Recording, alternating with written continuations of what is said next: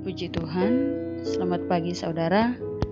Saya percaya kita semua ada dalam pemeliharaan Tuhan, sehingga pagi ini kita ada dalam keadaan sehat dan diberikan anugerah oleh Tuhan untuk bisa menjalani hari ini.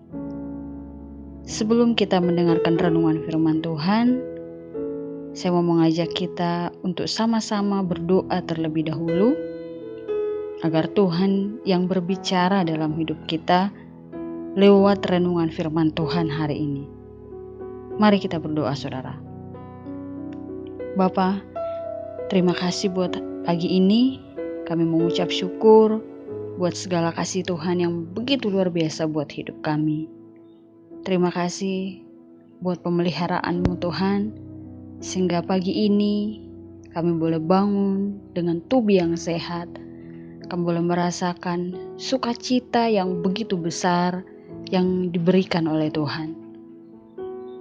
Sebelum kami beraktivitas Tuhan, kami ingin mendengarkan renungan firman Tuhan yang akan menjadi kekuatan dalam hidup kami, baik dalam mengiring Tuhan dan juga dalam kami beraktivitas.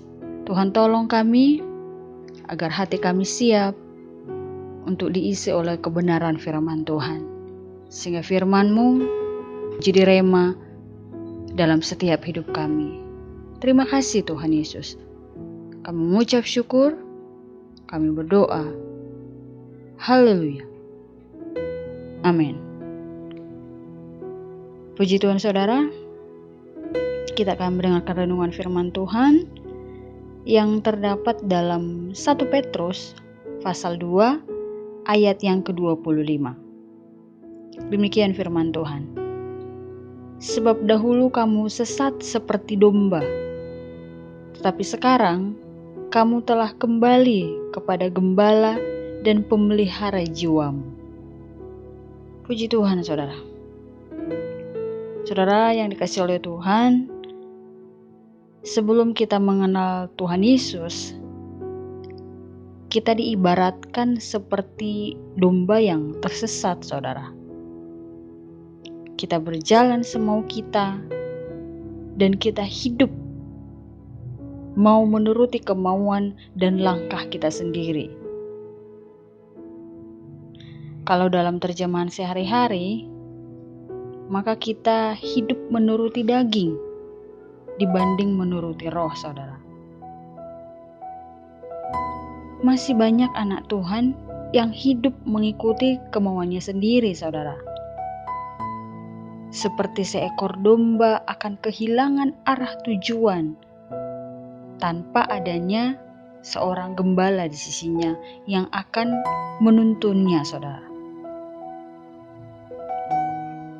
Maka bila berjalan domba sendiri tanpa pengawasan gembala, maka dia akan diterkam oleh serigala dan dia akan binasa. Nah, di dalam kehidupan sehari-hari, kita perlu juga dipimpin dan dibimbing oleh gembala, supaya hidup kita tidak bertentangan dengan firman Tuhan.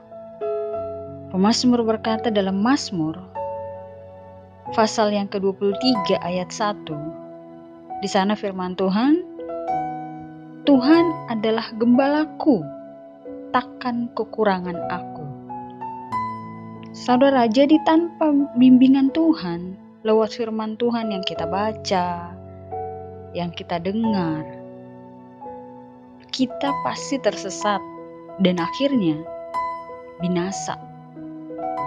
Terjerumus oleh tipu daya dunia ini, saudara. Nah, domba sendiri ternyata mudah sekali tersesat karena sifatnya. Karena sifat domba pada umumnya adalah, yang pertama itu, domba tidak dapat mencari makanannya sendiri. Nah, jadi domba tidak tahu memilih makanan yang tepat untuknya. Karena itu, gembala harus selalu menuntun domba ke tempat rumput yang hijau yang menjadi makanannya. dan ke mata air atau sungai, agar domba tersebut bisa mendapatkan minuman yang juga menjadi ada kebutuhannya. Nah, hidup kita, saudara, diibaratkan seperti domba. Kita tidak bisa mencari dan memenuhi kelaparan rohani kita kalau bukan Kristus yang tuntun kita, saudara. Yang kedua, domba tidak mampu mencari jalannya sendiri. Oleh karena itu, ada perumpamaan tentang domba yang hilang. Nah, namun, beberapa domba cukup nakal, saudara. Karena ketika gembalanya lengah sedikit saja, si domba bisa saja sok tahu dan mencari jalan lain yang ternyata justru sangat berbahaya untuk dijalani. Bahkan bisa menuntunnya ke jurang yang sangat dalam, yang akan menyebabkan si domba tersebut meninggal malah. Ketika si gembala menyadari hilangnya domba tersebut, maka ia akan bergegas mencari domba itu, serta menyelamatkan dari dalam jurang tersebut. Dia tidak akan berlama-lama, dia akan mencari domba tersebut agar jangan sampai domba itu keburu hilang atau bahkan keburu mati kalau bila udah jatuh ke dalam jurang. Itulah seorang gembala yang memang bertanggung jawab kepada domba yang dia gembalakan. Dan yang ketiga, saudara, domba tidak bisa mengenali musuhnya maupun tidak bisa membebaskan diri di saat musuhnya menyerangnya. Nah, saat berhadapan dengan binatang buas yang hendak menerkamnya, nah domba ini tidak akan lari menyelamatkan dirinya, saudara. Nah, kalaupun atau seandainya pun ia melarikan diri, itu sia-sia saja.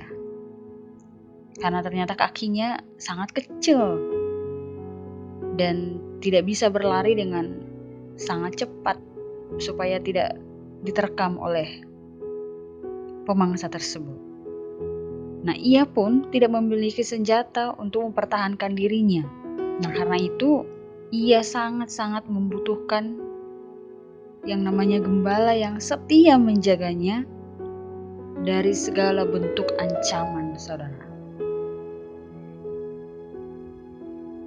Nah, perilaku domba-domba yang mudah tersesat ini sebenarnya menggambarkan kehidupan umat manusia. Nabi Yesaya menyatakan dalam Yesaya 53, itu ayat yang ke-6, kita sekalian sesat seperti domba. Masing-masing kita mengambil jalannya sendiri. Nah, saudara, Tuhan tentu sangat tidak menghendaki umat kesayangannya mengalami namanya ketersesatan. Itulah sebabnya dengan kasih-Nya yang begitu besar terhadap semua umat-Nya, Tuhan berkenan mencari domba-dombanya yang tersesat tersebut. Dan Tuhan adalah gembala yang baik bagi kita semua, saudara. Si gembala yang dimaksud di sini adalah Yesus. Adalah Allah sendiri yang mencari kembali kita-kita yang tersesat, yang sudah lari jauh dari jalannya.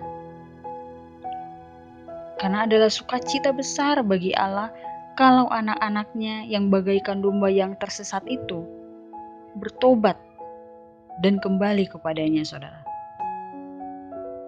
Nah, Allah ingin kita semua diselamatkan dan tidak ada yang hilang tersesat. Tuhan menghendaki kita semua memperoleh keselamatan itu, saudara. Karena begitu besar kasih Allah buat hidup kita. Firman Tuhan berkata, tidak satupun dari antara kita yang Tuhan biarkan. Tapi Tuhan mau kita semua memperoleh keselamatan itu. Terkadang kita yang suka lari dari jalan yang Tuhan sudah tetapkan, sehingga membuat kita tersesat.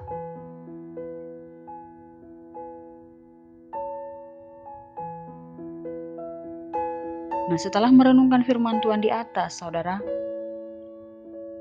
mari kita terus memohon bimbingan dan pimpinan Tuhan, dan tentu mematuhi segala firman Tuhan atau perintahnya, agar kita tidak tersesat kembali, saudara.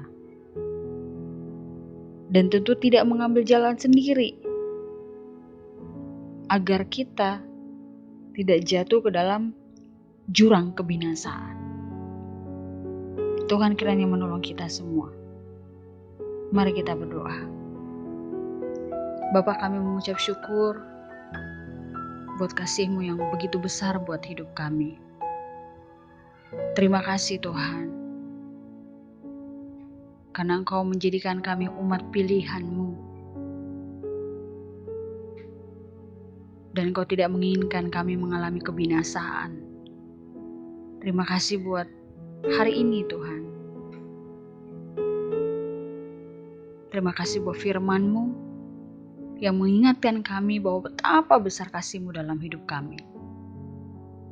Tuhan, tolong kami semua. Jadikan kami menjadi umat-umat Tuhan yang taat akan setiap perintah Tuhan, sehingga kami tidak mengambil jalan kami sendiri ya Tuhan. Tapi biarlah kami boleh mengikuti semua firman Tuhan, agar hidup kami tidak tersesat, dan kami boleh berada dalam kasih setia Tuhan dan pemeliharaan Tuhan menjadi bagian kami.